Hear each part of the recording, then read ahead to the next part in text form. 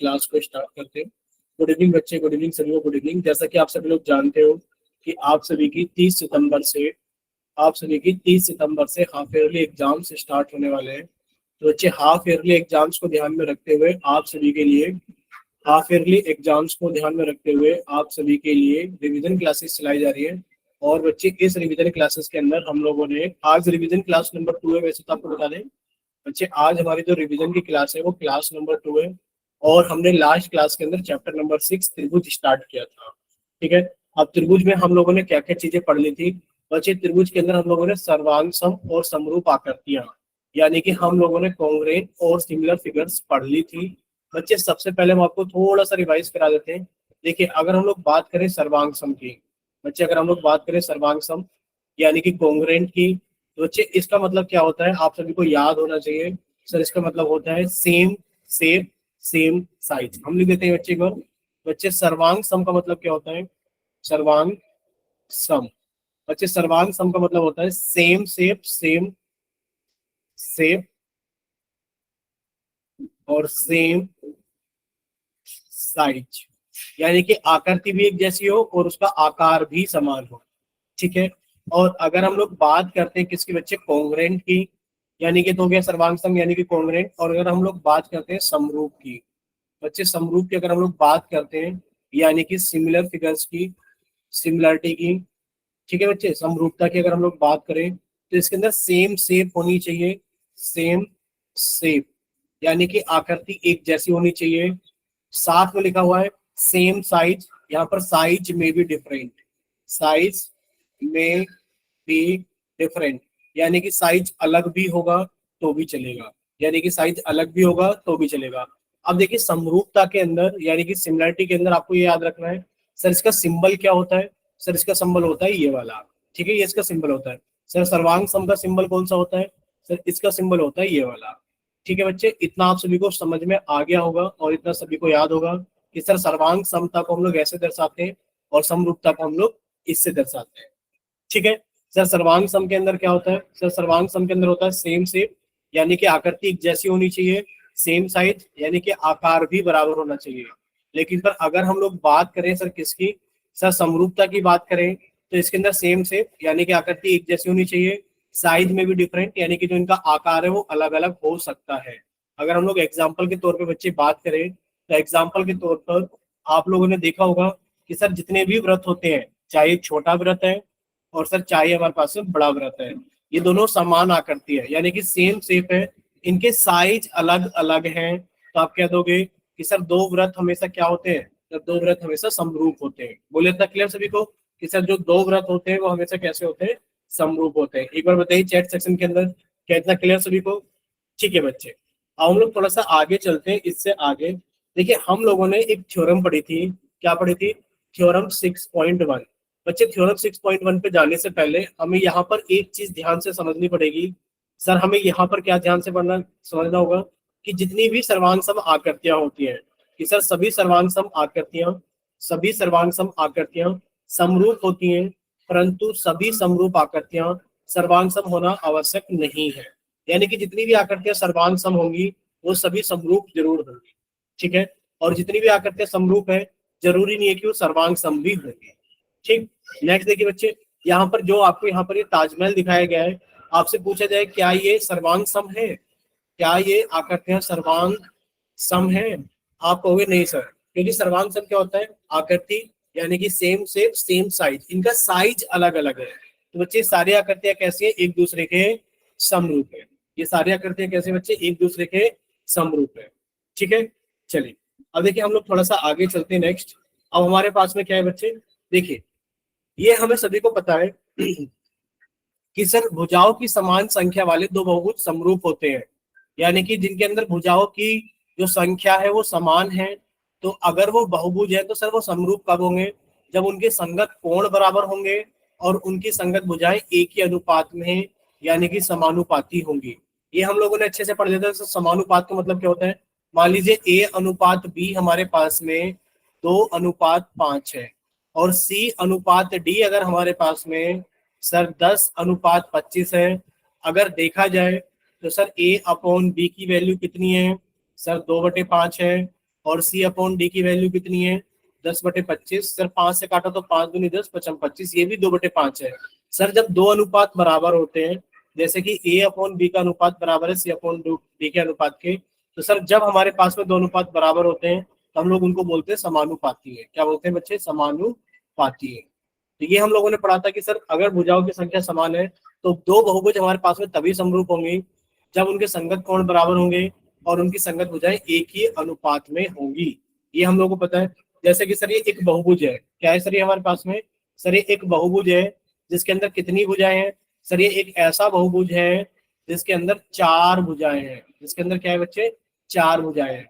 अगर देखा जाए इसके संगत कोण बराबर है, आप कहोगे हाँ सर देखिए कोण ए का मान 105 कोण पी के मान के बराबर है। सर कोण बी का मान 100 डिग्री कोण क्यू के बराबर है। सर देखा जाए तो कोण सी का मान कितना है बच्चे हमारे पास में? 70 डिग्री, ये आर के बराबर है। और कोण डी का मान कितना हमारे पास में? 85 डिग्री, ये एस के बराबर है।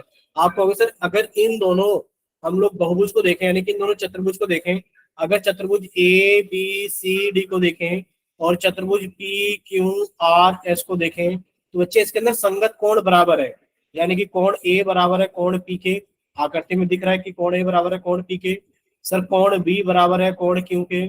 सर कोण सी बराबर है कोण आर के। और कोण डी बराबर है कोण एस के। ये आकृति में दिख रहा है, लेकिन पर क्या इसकी भुजाएं समानुपाती हैं? देखिए बच्चे, यानी कि अगर इसको देखा जाए ए बी का अनुपात पी क्यू के साथ में, बच्चे अगर आपने ए बी का अनुपात निकाला पी क्यू के साथ में तो कितना आ गया? 1.5 अपॉन 3.0, यानी कि सर 1/2 आ गया। अब आपने बीसी का अनुपात निकाला क्यू आर के साथ में, बच्चे बीसी का अनुपात निकालोगे क्यू आर के साथ में तो बीसी कितनी है? 2.5 और क्यू आर कितनी है? 5। बच्चे ए बी कितना आ गया? 1/2।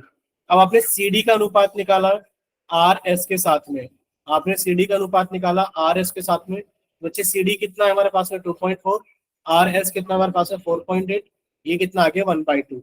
और फिर आपने ए डी का अनुपात निकाला पी एस के साथ में, बच्चे जब आप ए डी का अनुपात निकालोगे पी एस के साथ में तो ए डी कितनी हमारे पास में? 2.1 और बच्चे कितने? 4.2, ये भी कितना आ गया? 1/2। यानी कि आप कहोगे सर इस आकृति को देखा जाए तो सर इसके अंदर जितने भी संगत कोण है वो बराबर है और सभी भुजाएं कैसे समानुपाती हैं? तो आप कह दोगे कि सर जो हमारे पास में ए बी सी डी है चतुर्भुज, वो समरूप है चतुर्भुज पी क्यू आर एस के। बोलिए बच्चे, इतना क्लियर सभी को?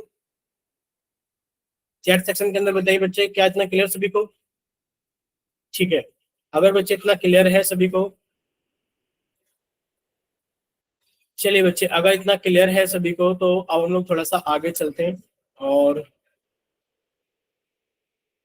ठीक है बच्चे, चलिए नेक्स्ट अब हम लोग आगे चलते हैं। अब हमारे पास में क्या है? एक्सरसाइज 6.1 है, जिसको हम लोगों ने लास्ट क्लास के अंदर डिस्कस कर लिया था कि सर जितने भी व्रत होते हैं सभी व्रत एक दूसरे के क्या होते हैं? समरूप होते हैं। सभी व्रत एक दूसरे के क्या होते हैं बच्चे? यहाँ पर लिख देंगे हम लोग, समरूप होते हैं। नेक्स्ट अगर हम लोग बात करें सर सभी वर्ग एक दूसरे के कैसे होते हैं? ये भी समरूप होते हैं कि सर सभी वर्ग एक दूसरे के समरूप होते हैं। नेक्स्ट बच्चे सभी समबाहु त्रिभुज एक दूसरे के समरूप होते हैं। तो यहाँ तक तो हम लोगों को याद होना ही चाहिए। एग्जाम के अंदर अगर हमसे पूछा जाए तो इसके अंदर कोई गलती होनी नहीं चाहिए कि सर सभी व्रत एक दूसरे के समरूप होते हैं, सभी वर्ग एक दूसरे के समरूप होते हैं और सभी समबाहु त्रिभुज एक दूसरे के समरूप होते हैं। भुजाओं की समान संख्या वाले दो बहुभुज समरूप होते हैं यदि उनके संगत कोण कैसे होते हैं बच्चे? संगत कोण बराबर हो तथा उनकी संगत भुजाएं कैसी हो? समानुपाती हो। तो यहाँ तक तो हमें नहीं लगता कि एग्जाम के अंदर किसी को कुछ भी गलत होना चाहिए। और 6.1 में बाकी दोनों क्वेश्चन काम के लिए, ये सेकंड क्वेश्चन काम का नहीं है, हमारे एग्जाम में पूछा नहीं जाएगा। बताइए कि निम्नलिखित चतुर्भुज समरूप है या नहीं? बच्चे आप देखेंगे अगर PQ का अनुपात निकालेंगे आप AB के साथ में तो 1/2 आ जाएगा। आप निकाल के देख भी सकते हैं। सर PQ का अनुपात निकाले अगर AB के साथ में तो सर 1.5/3, तो सर ये कितना आ गया हमारे पास में? सर ये 1/2 आ गया। इसी तरीके से सर ये हर एक अनुपात बराबर आ जाएगा 1/2। लेकिन पर क्या कोण A कोण P के बराबर है? आप कहोगे नहीं सर, कोण P और कोण A आपस में बराबर नहीं है, इसलिए हम कह देंगे कि सर बताइए क्या क्या चतुर्भुज समरूप है या नहीं? हम कह देंगे नहीं, चतुर्भुज समरूप नहीं है। यानी कि दोनों चतुर्भुज हमारे पास में जो दिखाए गए आकृति में ये चतुर्भुज समरूप नहीं है। ठीक है बच्चे, चलिए इसके साथ साथ में हम लोगों ने लास्ट क्लास के अंदर बच्चे बेसिक प्रोपोर्शनल थ्योरम पढ़ ली थी। एक बार रिवाइज कराते हैं जल्दी से कि बच्चे बेसिक प्रोपोर्शनल थ्योरम कहती है हमारे पास में आधारभूत क्या नाम है, आधारभूत समान समानुपाती का प्रमेय, यानी कि इसको हम लोग बोलते हैं बेसिक प्रोपोर्शनल थ्योरम।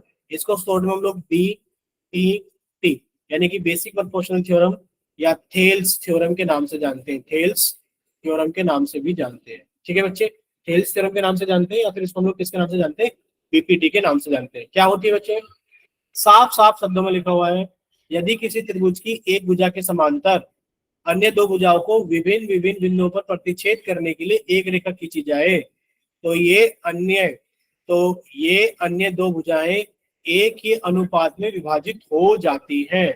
सर इसका मतलब ये है कि मान लीजिए हमारे पास में एक त्रिभुज है ABC। बच्चे मान लेते हैं कि हमारे पास में एक त्रिभुज है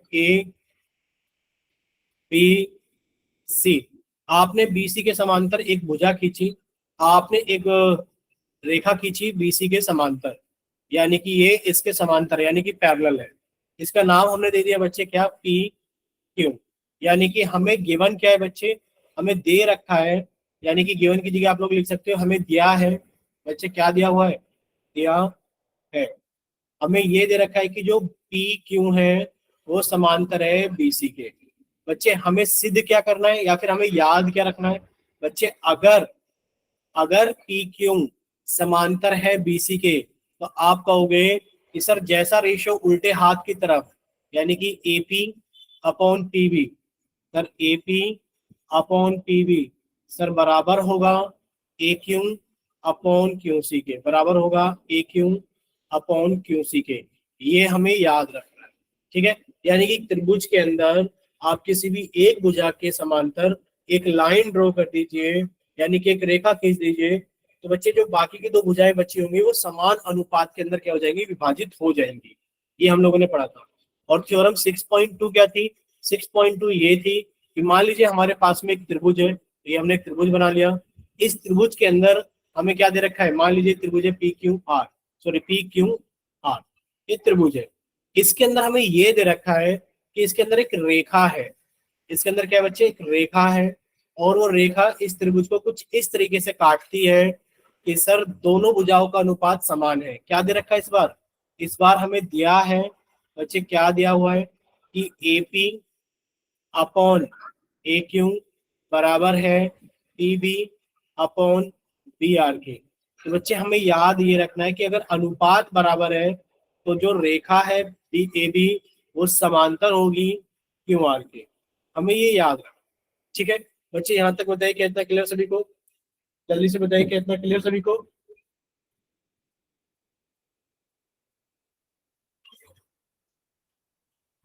ठीक बच्चे, अगर इतना क्लियर है, अब देखिए हमारे पास में ये दोनों क्वेश्चंस तो हम लोगों ने कर लिए थे। यहाँ तक हमने 6.2 के अंदर ये वाला क्वेश्चन भी कर लिया था कि हमारे पास में क्या दे रखा है बच्चे, कि हमें ये दे रखा है कि आकृति 6.17 में, ये आकृति 6.17 है, इसमें दे रखा है पहले और दूसरे में जो DE है वो BC के समांतर है, यानी कि जो DE है वो BC के समांतर है, दोनों ही आकृतियों में समांतर है। ठीक है, पहले में आपको EC निकालना है बच्चे, पहले में आपको ये EC यानी कि X का मान निकालना है, और दूसरे में आपको AD यानी कि Y का मान निकालना है, कितना होगा।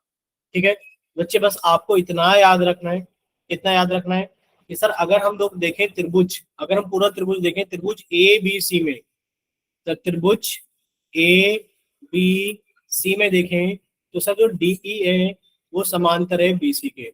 अगर DE BC के समांतर है तो आप कह सकते हैं कि सर देयरफॉर हम कह सकते हैं कि जो AD अपॉन DB है, यानी कि सर जैसा रेशियो उल्टे हाथ की तरफ AD अपॉन DB सर वो बराबर होगा AE अपॉन EC के, वो बराबर होगा AE अपॉन EC के। और ये क्यों होगा, क्योंकि आप लोग जानते हैं सर बाय BPT होगा, बेसिक प्रोपोर्शनल थ्योरम, लिख देना बाय BPT। अब आप लोग क्या करेंगे, सर जिस चीज का मान पता है उसको रख दो। AD का मान कितना है 1.5, सर DB का मान कितना है 3, AE का मान कितना है 1, और EC का मान कितना है x। जब आप इसे सॉल्व करोगे बच्चे 1.5 इंटू एक्स बराबर 3, और बच्चे x की वैल्यू कितनी आ गई 3 अपॉन 1.5 यानी कि कितनी आ गई 2। बच्चे x की वैल्यू कितनी आ गई 2, यानी कि सर ये हो गया हमारे पास में 2 सेंटीमीटर। अगर इस वाले ट्रायंगल एबीसी को देखें बच्चे, ट्रायंगल ए बी सी के अंदर डीई फिर से समांतर है बीसी के बच्चे, देयरफॉर अगर समांतर है तो हम लोग लिख सकते हैं एडी अपॉन डीबी बराबर होगा एई अपॉन ईसी के, और जो जो मान पता है रख दीजिए बच्चे। एडी का मान y है, डीबी का मान 7.2 है, ए का मान 1.8 है और ईसी का मान 5.4 है। जब आप इसे सॉल्व करोगे बच्चे, यहाँ पर क्या हो जाएगा, 5.4 की मल्टीप्लाई होगी y के साथ में, 1.8 की मल्टीप्लाई हो गई 7.2 के साथ में। बच्चे y की वैल्यू आ गई 1.8 इंटू 7.2 अपॉन 5.4। बच्चे 1.8 से कटेंगे 5.4 को तो कितना आ जाएगा बच्चे हमारे पास में, 0.3 नहीं बच्चे 3 आ जाएगा। कितना आ जाएगा हमारे पास में, 3 आ जाएगा। 18 और 3 से काटेंगे तो बच्चे 3 दूनी 6, 3 चौक 12, कितने आ गए हमारे पास में, 2 सेंटीमीटर। बोलिए बच्चे यहां तक क्लियर था सभी को? अब बोलिए चैट सेक्शन के अंदर बच्चे, इतना क्लियर था सभी को?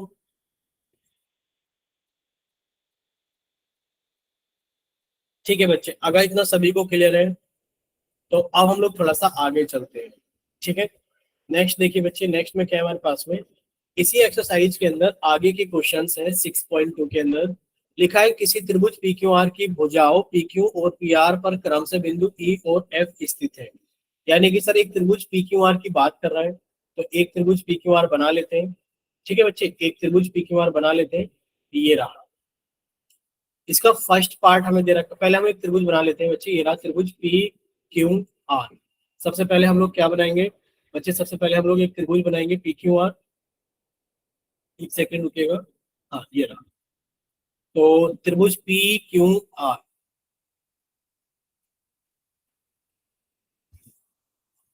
ये बना दिया हमने एक त्रिभुज पी क्यू आर। बच्चे साथ में लिखा हुआ है कि किसी त्रिभुज पी क्यू आर की भुजाओं पी क्यू और पी आर पर, बच्चे ये रही पी क्यू और ये रही पी आर। तो बच्चे पी क्यू और पी आर पर, पी क्यू और पी आर पर ई और एफ स्थित है। बच्चे यहाँ पर ई और यहाँ पर एफ स्थित है। निम्नलिखित में से प्रत्येक स्थिति के लिए बताइए। यहाँ पर 3 क्वेश्चन आपसे पूछा जा रहा है कि बताइए कौन से में जो ई एफ है वो क्यू आर के समांतर है। तो बच्चे आपने ई एफ को जोड़ लिया। पूछा जा रहा है कि ई एफ क्यू आर के समांतर कौन कौन से केस में है। बच्चे पहला केस देखिए, पहला केस ये कि जो पीई है वो 3.9 है। यानी कि सर पहले केस में पीई 3.9 है और ई क्यू 3 है। ठीक है सर, पी एफ 3.6 है और क्या दे रखा है सर, एफ आर हमें 2.4 दे रखा है। बच्चे आप इनका रेशियो बना लीजिए कि आपने कहा सर अगर देखा जाए तो पीई और ई क्यू का रेशियो कितना है। सर ये है 3.9/3। कट करोगे तो सर 1.3/1, डेसिमल हटाए तो 0। यानी कि सर इसको हम मानेंगे 13/10। कितना मानेंगे सर इसको हम लोग, 13/10। ठीक है, चलिए। और ये तो रहा सर इसके अंदर। अब हम लोग निकालेंगे पीएफ और एफआर का ratio. Sir PF upon FR, PF upon FR निकालोगे बच्चे 3.6/2.4। बच्चे डेसिमल से डेसिमल कट गया, 12×3 = 36, 12×2 = 24, कितना आ गया बच्चे 3/2। तो आप कह दोगे सर जो पीई अपॉन ई क्यू है सर वो रेशियो बराबर नहीं है पीएफ अपॉन एफआर के। तो देयरफॉर आप लोग लिख सकते हो, therefore E F is not parallel, is not parallel to Q R. ठीक है, वो क्यू आर के पैरेलल नहीं है। नेक्स्ट देखिए बच्चे सेकंड केस के अंदर, सेकंड केस के अंदर फिर से सेम रेशियो बनाइए बच्चे। पीई और क्यूई का रेशियो कितना हो गया बच्चे, पीई और ई क्यू का रेशियो हो गया है हमारे पास में 4/4.5। बच्चे डेसिमल हटेगा तो 0। सर हमने 5 से कहा था, 5 से 40, 5×9 = 45। फिर आपने निकाला पी एफ और आर एफ का रेशियो। सर ये कितना हो गया, P F upon R F का रेशियो हो गया 8/9। और सर ये दोनों रेशियो बराबर है। हम लिख सकते हैं कि सर देखा जाए तो पीई अपॉन ई क्यू बराबर है P F upon F R के। देयरफॉर जो ई एफ होगी वो पैरेलल होगी क्यू आर के। ठीक है, जो ई एफ होगी वो पैरेलल होगी क्यू आर के। ठीक है बच्चे, यहाँ तक बताइए, इतना क्लियर सभी को? बोलिए एक बार जल्दी से, इतना क्लियर सभी को?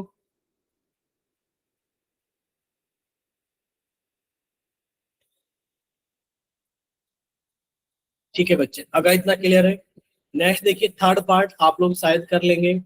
सर पी क्यू कितना दे रखा है? सर पी क्यू, सर पूरा का पूरा पी क्यू दे रखा है 1.28। सर ये पूरा का पूरा पी क्यू दे रखा है 1.28। सर पूरा का पूरा पी आर कितना दे रखा है?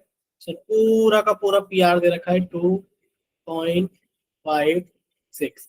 सर पीई कितना दे रखा है? सर 0.18।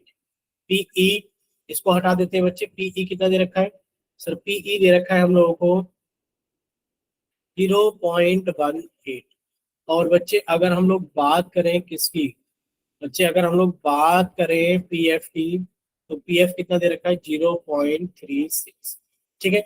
अब आप लोग देख सकते हैं बच्चे, आप जैसा रेशो इस तरफ बनाकर देखेंगे, इस तरफ जैसा रेशियो बना के देखोगे बच्चे, उस तरफ वैसा रेशियो बनाकर देखना क्या सेम आ रहा है? अगर आप इस तरफ रेशियो बनाएंगे sir PE upon P Q का पूरा, बच्चे पीई 0.18। और बच्चे पी क्यू के बाद में पी क्यू कितना है? 1.28। बच्चे इस रेशियो को कट करोगे तो डेसिमल से डेसिमल कट जाएगा। बच्चे 2 से काटा 9, और 2 से काटा सर 2 छिक 12, 2 चौक 8, बच्चे कितना आ गया? 9/64 आ गया। इसी तरीके से अगर आप P F upon F R को देखेंगे तो बच्चे कितना आ जाएगा? 0.36 अपॉन 2.56। सर डेसिमल से डेसिमल कट गया, 4 से काटा तो 4×36, 4 से काटा 4×24, 4×16, तो कितना आ गया? 9/64। तो आप कह दोगे हाँ सर कि जो इस केस के अंदर है ए एफ वो पैरेलल है क्यू आर। बोले इतना क्लियर सभी को? दो के अंदर है सर, यहाँ पर भी जो ई एफ है वो पैरेलल है क्यू आर के, और यहाँ पर नहीं है। ठीक है, चलिए अब इतना सभी को क्लियर है तो बच्चे अब हम लोग थोड़ा सा आगे चलते हैं क्वेश्चन नंबर 3 की तरफ। देखिए क्वेश्चन नंबर 3 में क्या दे रखा है हमें? बच्चे क्वेश्चन 3 में हमें दे रखा है कि आकृति 6.18 में एल एम जो है वो समांतर है सीबी के, यानी कि ये जो एल एम है, निशान लगा देते हैं। ये बच्चे ये जो एल एम है ये समांतर है इसके सीबी के, एंड एल एन ये समांतर है सीडी के। तो बच्चे सिद्ध करना है कि A M upon A B, sir A M upon A B पूरा का पूरा is equals to A N upon A D. ठीक है, ये हमें प्रूव करना है। बच्चे आप लोगों को एक चीज इस क्वेश्चन को प्रूव करने से पहले समझना होगा। क्या समझना होगा? कि सर मान लीजिए हमारे पास में ट्रायंगल है ए बी सी, आप लिखा सर एक ट्रायंगल है ए बी सी, और आपने ये बताया था सर अगर इसके अंदर एक लाइन ड्रॉ कर दी जाए, सर इसके अंदर एक लाइन ड्रॉ कर दी जाए पी क्यू जो कि बी सी के समांतर है, इसके अंदर एक लाइन ड्रॉ कर दी जाए पी क्यू जो कि बी सी के समांतर है, तो बच्चे आप ये कहोगे sir by BPT, by basic proportional theorem. बच्चे बाय बेसिक प्रोपोर्शनल थ्योरम होगा क्या? सर बाय बीपीटी ये होगा कि सर हमें ये गिवन है ना कि सर जो पी क्यू है वो पैरेलल है बी सी के, तो फिर सर एपी का रेशियो, एपी का रेशियो पी बी के साथ में बराबर होगा ए क्यू का रेशियो क्यू सी के साथ में। बोले इतना क्लियर सभी को? ये सभी को याद होगा और सभी को याद रखना है। ठीक है बच्चे, लेकिन पर हम लोग एक्स्ट्रा क्या याद रख सकते हैं? सर एक्स्ट्रा हम लोग ये याद रख सकते हैं कि जैसा रेशियो आप एलएचएस की तरफ लिखोगे, यानी कि अगर आपने लिखा एपी अपॉन ए बी, तो आप इधर लिखोगे ए Q upon A C, A Q upon A C. Sir ये भी ट्रू होता है। या फिर आप लिखोगे सर एपी अपॉन, यानी कि आप इसको ऐसे भी लिख सकते हो sir BP upon A B बराबर, बच्चे अगर आपने पहले बीपी लिया है तो जैसे क्या ले लोगे पहले क्यू सी अपॉन ए सी, तो आप इस तरीके से लिख सकते हो। बच्चे इस क्वेश्चन को हम लोग ऐसे ही करेंगे सॉल्व, ध्यान से देखना। सर हमारे पास में क्या है कि अगर हम लोग देखें हल देखें इसका, बच्चे अगर हल देखें तो सबसे पहले हम लोग ये देखेंगे कि सर हल के अंदर से पहले तो आप लोग ये देख लीजिए दिया है। बच्चे आप लोगों को दिया क्या गया है? दिया है कि जो एल एम है वो समांतर है सीबी के, और जो एल एन है वो समांतर है सीडी के। ठीक है, दिया है। बच्चे हमें सिद्ध क्या करना है? आप लिखोगे सिद्ध करना है। बच्चे क्या सिद्ध करना है? A M upon A B बराबर A N upon A D, ये हमें सिद्ध करना है। बच्चे इसका हल क्या होगा? देखिए आपने लिखा इन ट्रायंगल, इन ट्रायंगल यानी कि त्रिभुज, कौन से त्रिभुज में लिख दिया आपने, त्रिभुज सर ए बी सी में। सबसे पहले आपने देखा सर त्रिभुज ए बी सी में सर जो एल एम है वो समांतर है बी सी के, देयरफॉर आप लिखोगे sir A M upon A B, sir A M upon A B बच्चे बराबर होगा ए एल अपॉन ए सी के, ए एल अपॉन ए सी के।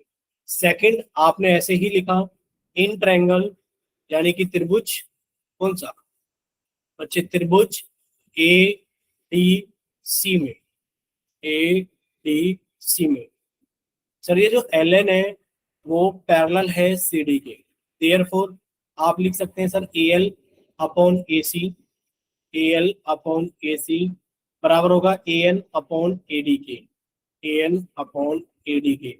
और ये हमारे पास है सेकंड इक्वेशन। अगर आप इन दोनों इक्वेशन को देखोगे तो आपको होगा sir A L upon A सी इसके बराबर है, आपको होगा sir A L upon A सी इसके बराबर है। तो आपको नहीं लगता कि दोनों आपस में बराबर होंगे, तो आप लिख देंगे फ्रॉम फर्स्ट एंड सेकंड। इन दोनों इक्वेशन से अगर आप लोग देखोगे तो बच्चे आप क्या लिख दोगे कि sir A M upon A B बराबर होगा A L upon A D के। बोले इतना क्लियर सभी को, बोले बच्चे क्लियर हुआ इतना सभी को।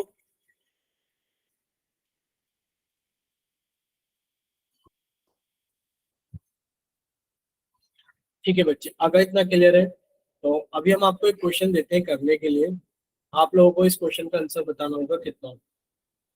ठीक है, चलिए बच्चे बताइए। एक डायग्राम हम आप सभी के सामने बना रहे हैं और ये डायग्राम कुछ इस तरीके से है, ये रहा।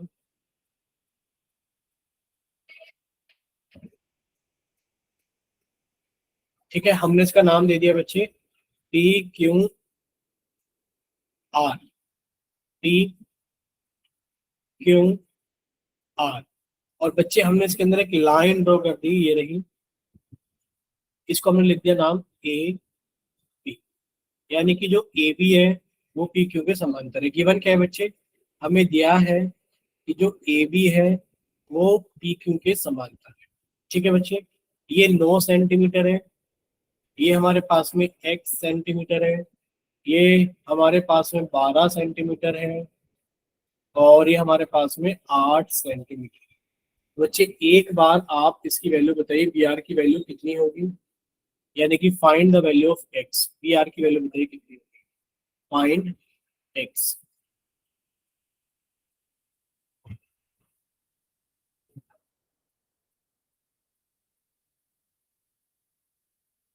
बच्चे बताइए कितना होगा।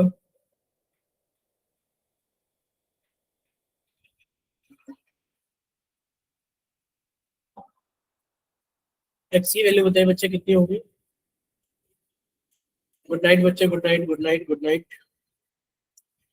इन बच्चों को क्लास में समझ में नहीं आता, बताइए उनका क्या करें। आप लोग आते हो, टाइम भी लगाते हो और आप आधे घंटे पहले चल भी देते हो। ठीक है बच्चे, सभी को गुड नाइट। जिनको जाना है वो जा सकते हैं और जिनको थोड़ा सा भी पढ़ना है, चीजें समझ में आ रही होगी, वो रुक सकते हैं। ठीक है, चलिए अब देखिए सभी बच्चे सामने। अब देखिए आप लोगों को एक चीज अभी बताई गई थी कि सर किसी भी ट्रायंगल के अंदर देखोगे तो बच्चे पी क्यू आर एक आपको ट्रायंगल ही दिखाई देगा, और ट्रायंगल पी क्यू आर को देखोगे तो आपको इसके अंदर साफ साफ दिखाई देगी कि सर जो ए बी है वो पैरेलल है पी क्यू के। बच्चे ये जो पी क्यू है और ये जो ए बी है एक दूसरे के पैरेलल है। बच्चे इस साइड को छोड़ करके कौन सी साइड बची, सर हमारे पास में एक तो साइड ये बची और एक साइड ये बची। बच्चे जैसा रेशियो आप इस तरफ लिखोगे, जैसा रेशियो आप इस तरफ लिखोगे, मान लीजिए इसको हमने एल एच एस बोल दिया, बच्चे वैसा ही रेशियो आप इस तरफ लिखोगे आर एच एस की तरफ। आप लिखा ट्रायंगल पी क्यू आर के अंदर, in triangle P Q R जो ए बी है वो पैरेलल पैरेलल है पी क्यू के, देयरफॉर तो आप क्या लिखोगे, आप लिखोगे सर ये रहा R B upon B P, R P upon B P sir बराबर होगा R A upon A Q के by basic proportional theorem, by B P T. बस वैल्यू डाल दो, बच्चे इसकी वैल्यू x है, आर बी की वैल्यू x है, टी बी की वैल्यू 9 है, बच्चे आर ए की वैल्यू 8 है, और ये बच्चे हमारे पास में कितना है 12 है।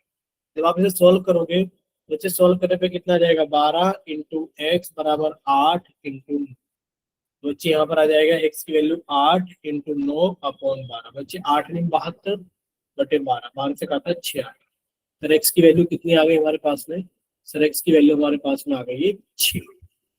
बोले इतना क्लियर सभी को?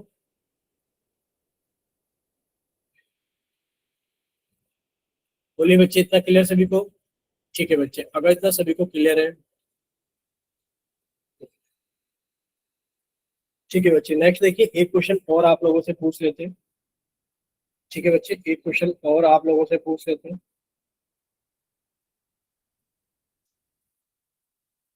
देखिए बच्चे, ये डायग्राम है हमारे पास में, डायग्राम हम बना देते हैं जस्ट एक सेकंड में। बच्चे माइक खोल देते हैं एक बार, माइक से हमें कोई इशू नहीं होता है, पर आप लोग बेवजह में वे सारी चीजें करते हो जो जिनकी जरूरत नहीं होती। चलिए माइक हमने खोल दिया अभी के लिए। कौन बच्चा सर बोले ये जो माइक? आपने क्रॉस मल्टीप्लाई के इसमें प्लस नहीं हो जाएगा, ये कि गुणाई करनी पड़ेगी? क्या करना पड़ेगा? सर ये जो आपने क्रॉस मल्टीप्लाई नहीं की है, आप इसमें प्लस नहीं कर सकते? नहीं बच्चे, प्लस क्यों करेंगे, प्लस क्यों करेंगे, आप खुद ही बताइए। ये तो बहुत छोटा सा सवाल है। अगर कहीं लिखा है 2/3 बराबर x/4, आपको x की वैल्यू निकालनी, तो आपके इसके अंदर जोड़ोगे थोड़ी नहीं, क्रॉस मल्टीप्लाई तो करोगे कि सर 3x बराबर 4 दूनी 8, और सर x की वैल्यू आ गई 8/3। तो जब भी दो रेशियो आपस में बराबर होते हैं, आप उन्हें क्रॉस मल्टीप्लाई ही तो करके सॉल्व करते हैं। ठीक है, तो इसमें आप कोई और मेथड नहीं ओके लगा सर। सकते। ठीक है, नेक्स्ट देखिए, नेक्स्ट एक क्वेश्चन और हम आपको अपने हाथ से बनाकर दे देते हैं। मान लीजिए ये हमारे पास में फिर से एक ट्रायंगल है। ठीक है, अजीब से दिखेंगे ट्रायंगल बनाए हुए, बट हम जानबूझ के ऐसे ट्रायंगल बना रहे हैं, ए बी सी। और बच्चे इसके अंदर आपको दे दिया है कि जो एम एन है, इसके अंदर एक लाइन बना दी हमने एम एन, ये रही एम एन। ठीक है, ये रहा एम और ये रहा एन।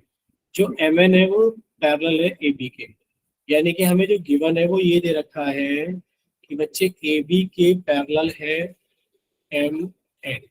मान लेते हैं हमारे पास में 4 सेंटीमीटर है, मान लेते हैं हमारे पास में 2 सेंटीमीटर है, बच्चे मान लेते हैं हमारे पास में x सेंटीमीटर है, और ये हमारे पास में 7.5 माइनस एक्स है।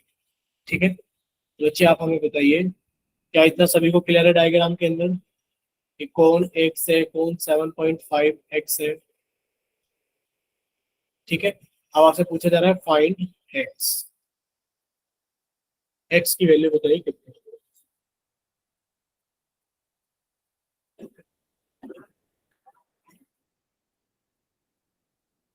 तो बच्चे बहुत ही आसान है, आप लोग करना कुछ नहीं है सर, ये इसके समांतर है।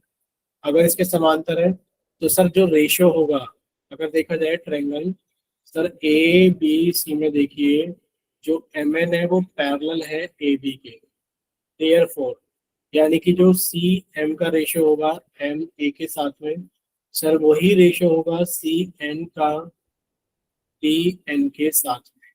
बस वैल्यू पुट करनी होगी। बच्चे सी एम की वैल्यू 2 है, एम ए की वैल्यू 4 है, सी एन की वैल्यू 7.5 माइनस एक्स है, और ये एक्स है। बच्चे सॉल्व करोगे तो कितना हो जाएगा, सर क्रॉस मल्टीप्लाई कर दिया 2x बराबर, सर 7.5 की गुणा 3 में करेंगे तो कितना हो गया 30 माइनस 4x। बच्चे 4x उठ के इधर आ जाएगा, यानी कि 2x प्लस 4x बराबर 30। सर ये 6x बराबर 30 हो जाएगा, और सर यहाँ से x की वैल्यू हो जाएगी 30/6 यानी कि 5। बोलो क्लियर सभी को? बोलिए बच्चे क्लियर सभी को? यस सर एक सर। बार ये दोबारा समझा दो। Yes sir. बच्चे बताइए क्या चीज नहीं समझ में आई है? ये तो हमने अपनी तरफ से आपको दिए हैं क्वेश्चंस, बताइए फिर भी माइक ओपन करके क्या चीज नहीं समझ में आई है, हम आपकी हेल्प कर सर सकते हैं ये कुछ। 7.5 वाला। बच्चे इसमें क्या चीज नहीं समझ में आई है, हमें ये भी तो बताइए ना एक बार आप। सर ये आपने क्रॉस कैसे किया ये समझ नहीं आ रहा। ये सर क्रॉस ये मल्टीप्लाई कैसे 30 किया है? माइनस 4x कहाँ से आया? Yes sir. ये 30 माइनस 4x कहाँ से आया? आप लोग ये देखिए सामने स्क्रीन पर, शायद अगर आपको मल्टीप्लाई सही से आती है डेसिमल के अंदर, तो देखिए आप क्रॉस मल्टीप्लाई करेंगे तो 4 की मल्टीप्लाई यहाँ करेंगे। अब देखिए जरा 4 की मल्टीप्लाई जब आप 7.5 में करेंगे तो कितना आएगा सर? 5 चौक 20, 0 हासिल लगा दो, 7 चौक 28 और 2 30। सर एक प्लेस के बाद डेसिमल के बाद में एक प्लेस था तो डेसिमल यहाँ आ गया। ओके सर, ओके आ गया समझ में। और आप इसकी गुणा देखिए यहाँ करेंगे बच्चे, आपने इसको लिखा है मल्टीप्लाई करके कि 4x, यानी कि गुणा किया तो बच्चे 2x, ये रहा, और बराबर कितना हो गया हमारे पास? सर एक बार दोबारा से समझा दो, क्योंकि मेरे फोन में आवाज कट कट के आ रही थी। दोबारा से रिजॉइन कर किया है। ठीक है, हम फिर से एक बार समझा देते हैं। एक और नेक्स्ट क्वेश्चन ले लेते हैं ना, उसी के अंदर समझा देते हैं। एक और नेक्स्ट क्वेश्चन ले लेते हैं। देखिए मान लीजिए आपके पास में ही क्वेश्चन दे रखा है, एक ट्रायंगल है, ठीक है बच्चे, ट्रायंगल इस तरफ बना देते हैं इस बार। ये एक ट्रायंगल है और इस ट्रायंगल का नाम क्या है? इस ट्रायंगल का नाम है एक्स वाई जेड, ठीक है। और इस ट्रायंगल के अंदर आप लोगों ने एक लाइन ड्रॉ कर दी है एक्स वाई के पैरेलल, ठीक है बच्चे। एक्स वाई के पैरेलल क्या कर दिया आपने? एक लाइन ड्रॉ कर दी है, ये लाइन इसके पैरेलल है और ये नाम है हमारे पास में पी क्यू। यानी कि जो हमें गिवन है वो ये गिवन है कि सर जो पी क्यू है वो पैरेलल है एक्स वाई, ठीक है। अब ध्यान से देखना क्वेश्चन क्या है बच्चे। क्वेश्चन ये है हमारे पास में कि ये जो पी जेड है बच्चे, ये हमारे पास में 2 है, और ये जो पी एक्स है ये हमारे पास में 3, ठीक है। पता लग गया सभी को? ये 2 है और ये 3 है, और हम ये कह रहे हैं कि ये पूरी की पूरी जो साइड है यहाँ पर बच्चे, ये पूरी की पूरी साइड 10 है, ये पूरी की पूरी साइड यहाँ से लेकर यहाँ तक 10 है, ठीक है। तो आपसे पूछा जा रहा है कि आप जेड क्यू की वैल्यू बताइए कितनी होगी, ठीक है। क्या पूछा जा रहा है? फाइंड जेड क्यू, बताइए। अब क्लियर सभी को? आपसे जेड क्यू पूछा जा रहा है, ठीक है। Yes sir. हिंट वही है जो आपने लास्ट क्वेश्चन किया था, वैसे ही है। जो निकालना है जेड क्यू, इसको एक्स मान लो, तो बच्चे जेड वाई पूरी 10 है, तो क्यू वाई कितना बचेगा कि सर 10 में से जेड क्यू घटा दो, यानी कि 10 माइनस एक्स बचेगा। बच्चे 5 नहीं आएगा, मतलब देख लो आप अपने हिसाब से क्या आएगा, बट ऐसे आंसर मत बताइए माइक ओपन करके 5 आएगा, क्योंकि 5 तो शायद नहीं आएगा। समझ में आ गया ना? देखिए आपको, आपसे बच्चे माइक, आपसे जेड क्यू पूछा जा रहा है, तो आपने मान लिया कि sir Z Q x centimetre है। बच्चे पूरी की पूरी कितनी है? जरूरी नहीं है एक्स माने, आपने इसको ए मान लिया कि सर ये ए है, तो सर ये पूरी 10 है, 10 में से ये ए है, तो ये 10 माइनस ए बचेगी कि नहीं बचेगी? ये बताओ, ये 10 माइनस ए बचेगी। भाई पूरी रस्सी अगर 10 मीटर है, ये 2 मीटर है, तो कितनी बचेगी? 10 माइनस 2 बचेगी। अब बस आपको इतना लगा लेना है कि सर जो हमारे पास में एक्स वाई पी क्यू समांतर है, तो सर जैसा रेशियो इस तरफ 2/3, यानी कि sir Z P upon P X बराबर होगा Z Q upon Q Y. बच्चे जेड पी 2 और ये 3, सर ये ए और ये 10 माइनस ए। बच्चे मल्टीप्लाई करोगे, फिर से वही चीज कैसे मल्टीप्लाई करेंगे? सर मल्टीप्लाई ऐसे करेंगे कि सर 2 की मल्टीप्लाई 10 माइनस ए में करा तो कितना आ गया सर? 2 × 10 20 माइनस 2a बराबर, अब हम लोग मल्टीप्लाई कर देंगे इसको, इसके साथ में बराबर 3। बच्चे कितना आ गया? बराबर 3a। अब देखिए माइनस के 2 है, इधर उठ के क्या हो जाएंगे? प्लस के 2 है, यानी कि सर ये 5 है बराबर 20। बच्चे ए की वैल्यू कितनी हो जाएगी? 20/5, यानी कि सर ए की वैल्यू हो गई 4, यानी कि सर ये 4 हो गया, तो 10 में से 4 गया तो कितना हो गया? 6। बोले क्लियर सभी को? Yes sir. अब बोलिए इतना क्लियर सभी को? सर फिर से रिपीट करवाना। अब बच्चे बताइए आप कैसे कर रहे हो? बार बार एक ही क्वेश्चन के ऊपर करते रहोगे तो आप नया क्वेश्चन कब आ पढ़ोगे? गया सर समझ में। एक बार ट्राई करके देखना, नहीं होगा तो नेक्स्ट क्लास हम 3-4 क्वेश्चन और करा देंगे ऐसे। बट अभी के लिए हम लोग एक नई चीज कर लेते हैं, आप लोगों को एक पेपर दिखा देते हैं। ये आपके लास्ट ईयर का पेपर है, आप लोग देख भी पा रहे होंगे इस पे क्या लिखा हुआ है। इस पे लिखा हुआ है कि यहाँ विद्यार्थी का नाम भरना है, लिखा है सभी को? Yes sir. यहाँ रोल नंबर भरना है, और बच्चे ये हाफ ईयरली एग्जाम का पेपर है सितंबर 2022। और अभी क्या चल रहा है, अभी चल रहा है सितंबर 2023। यानी कि ये आप ही का लास्ट ईयर का एग्जाम पेपर है। ये एक बच्चे से हमें मिला था, शायद उनकी बड़ी भाई या बहन 10th में थे लास्ट ईयर और वो 9th में थे। यानी कि इस सर बार जो अब होगा ये वो पेपर है। बच्चे अभी कहाँ से वो पेपर है ये बताओ, यहाँ क्या लिखा हुआ है ये बताइए। 2022 नहीं दिख रहा आपको ये? ठीक है, 2022 लिखा हुआ है। वही हम कह रहे हैं कि मेरे पिछले को साल स्क्रीन साफ नहीं दिख रही थी इसलिए पूछ रही थी, ठीक है ना। ये पिछले साल का पेपर है। ठीक है बच्चे, पिछले साल का पेपर। ठीक है, ये पिछले साल का पेपर। देखिए अब आपसे ये पूछा जा रहा है, इसके अंदर क्वेश्चन करा दे रहे हैं हम आपको, इसके एमसीक्यू समझा दे रहे हैं जल्दी सर ये जल्दी। पेपर तो हमने कॉपी में भी कर रखा है। ठीक है, देखिए बच्चे, अगर आपसे पूछा जाए कि निम्नलिखित में से कौन सी एक अपरिमेय संख्या नहीं है, क्या पूछा जा रहा है, अपरिमेय संख्या नहीं है, आंसर बताना है इनमें से कौन सा ऑप्शन सही है, ए बी सी है। बोलिए बच्चे। Sir B. बी, अपरिमेय सर बी। संख्या। हाँ, अपरिमेय संख्या नहीं है। देखिए ये एक अपरिमेय संख्या है, ठीक है, हमारे पास में अपरिमेय संख्या है क्योंकि sir non terminating non repeating decimal, यानी कि सर ये ऐसे अशांत है, अशांत दशमलव है जो अपने आप को रिपीट भी नहीं कर रहे हैं। तो सर ये हमारे पास में कैसी हो गई, अपरिमेय संख्या हो गई। बच्चे 2√2, सर ये भी एक अपरिमेय संख्या हो गई। इसको अगर देखोगे ये लिखा है बच्चे 2+2√4। बच्चे √4 का मान कितना होता है, आप सभी को पता है कि सर √4 का मान 2 होता है।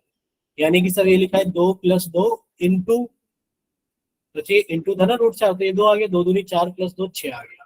सर ये हमारे पास में 6 है और ये एक अपरिमेय संख्या नहीं। बोले इतना क्लियर सभी को कि सर 6 एक अपरिमेय संख्या नहीं।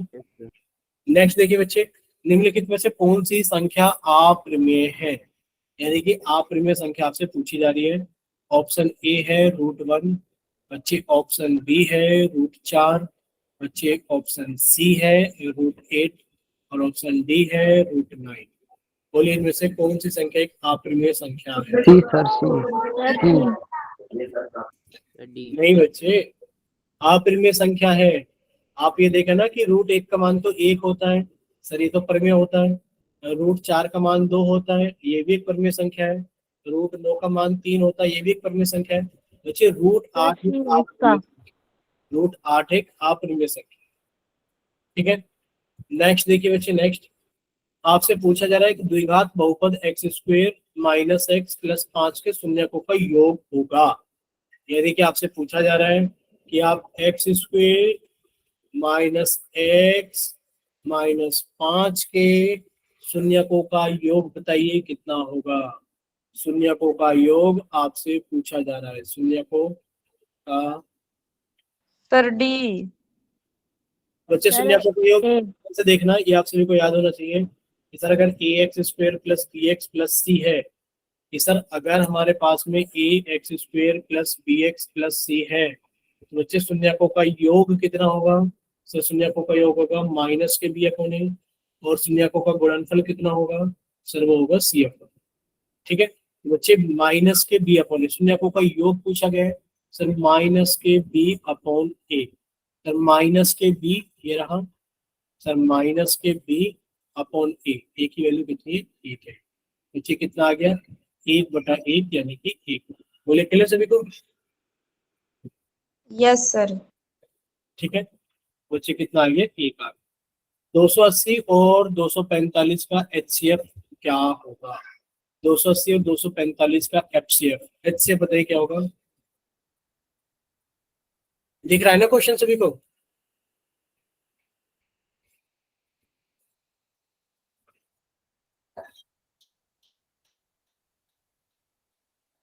ठीक बच्चे, देखिए बच्चे बता रहे हैं कि सर 35 होगा HCF।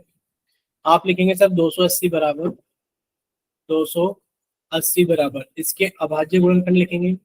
आप लिखेंगे 245 बराबर आप इसके अभाज्य गुणनखंड लिखेंगे। बच्चे 280 के कितने हो गया, सर 2 से काटा तो 140, सर 2 से काटा तो 70, सर 2 से काटा तो 35, सर अब 5 से काटेंगे तो 7, और 7 से काटेंगे तो 1, यानी कि सर 2 गुणा 2 गुणा 2 गुणा 5 और गुणा 7। अब देखिए 245 बच्चे, 245 को हमने 5 से काटा, सर 5 चौक 20, 5 ने 45, बच्चे 7 से काटा, 7 आ गया, 7 से काटा 1 आ गया, यानी कि कितना आ गया सर 5 गुणा 7 गुणा 7। एचसीएफ निकालना है बच्चे, जोड़े बनाने होंगे। जोड़े कौन कौन से बन गए सर? एक तो 5 का जोड़ा बन गया है और एक हमारे पास है 7 का जोड़ा बन गया। तो सर एचसीएफ कितना आ गया है? सर एचसीएफ आ गया है 5 गुणा 7 यानी कि 45। बोलिए, इतना क्लियर सभी को? Yes, sir. ठीक है, यस सर।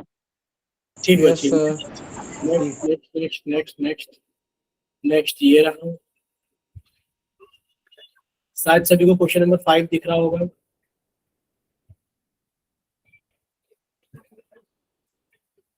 दिख रहा है सभी को? Yes sir. Yes, sir. देखिए क्या लिखा हुआ है, एपी एपी दे रखी है 3, 8, 13, 18 और ये इस तरीके से आगे चलती जा रही है। कौन सा पद 78 होगा? यानी कि आपसे पूछा गया कौन सा पद 78 होगा, यानी कि आपसे एन की वैल्यू पूछी गई है। बच्चे एन की वैल्यू पूछी गई है तो आप कैसे सोल्व करोगे कि सर ए एन की वैल्यू 78 है। 16। हाँ बच्चे, ए एन की वैल्यू 78 है तो sir A plus N minus 1 into D बराबर 78 हो गया। बच्चे ए की वैल्यू 3 आ गई प्लस एन माइनस 1 क्योंकि एन हमें निकालना है डी। बच्चे डिफरेंस कितना आ गया हमारे पास में? 5 आ गया बराबर 78। बच्चे आपको बताया भी था क्लास के अंदर शायद, अच्छा आपका जो चैप्टर 1 था ये पहले 3 इधर जाके घटेगा, यानी कि सर एन माइनस 1 इंटू 5 बराबर सर 78 में से 3 गया तो 75 बचेगा। बच्चे एन माइनस 1 की वैल्यू कितनी आ जाएगी? ये 5 इधर आके भाग करेगा सर, जब 75 को भाग करेंगे 5 से तो कितना आ गया सर? 5 एकम 5 25। और बच्चे एन की वैल्यू कितनी आ गई? 15। और ये माइनस का 1 था, इधर आके प्लस का 1 हो जाएगा तो एन की वैल्यू कितनी हो गई हमारे पास में? 16। तो इतना क्लियर सभी को? सर ये पेपर कितने नंबर का आता है? ये बच्चे पेपर आप देखे ना, आपका हाफ ईयरली एग्जाम्स होता है 40 का 40। ये रहा। ठीक है, यस सर, मैंने कहा था ना 40। हाँ ठीक है। चलिए नेक्स्ट देखिए बच्चे, नेक्स्ट देखिए, नेक्स्ट क्वेश्चन नंबर 6 देखिए। क्वेश्चन नंबर 5 में किसी को डाउट तो नहीं है ना? फिर एक बार और समझा दो। बच्चे आप हर क्वेश्चन को 2-2 बार समझोगे सारे लोग, ये बताइए हमें पर। अब इस ये भी तो पेपर का फोटो आप ग्रुप में शेयर कर सकते हो।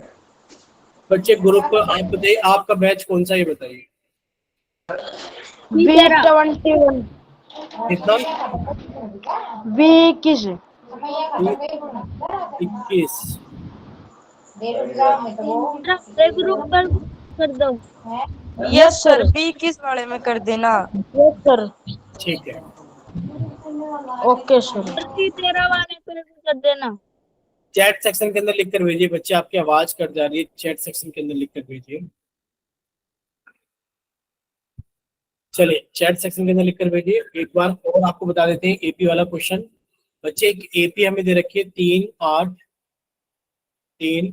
8, 13, 18 और पूछा गया कि इस एपी का कौन सा पद 78 होगा, कौन सा पद 78 होगा। तो बच्चे यानी कि आपसे एन की वैल्यू पूछी गई है कि कौन सा पद 78 होगा।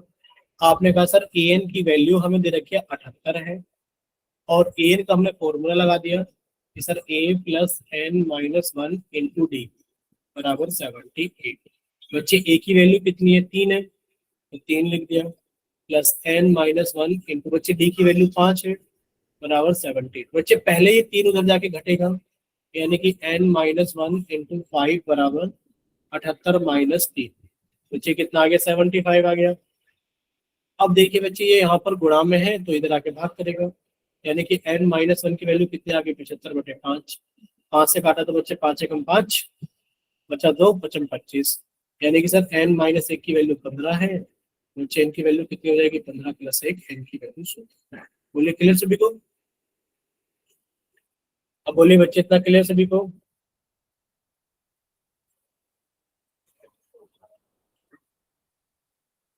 बच्चे 20, 26, 16, 24, 13। तो हम एक बार लिख लेते हैं, 20, 13,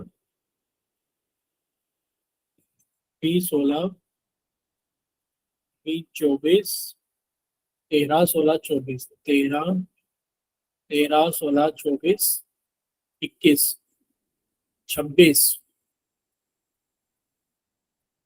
18।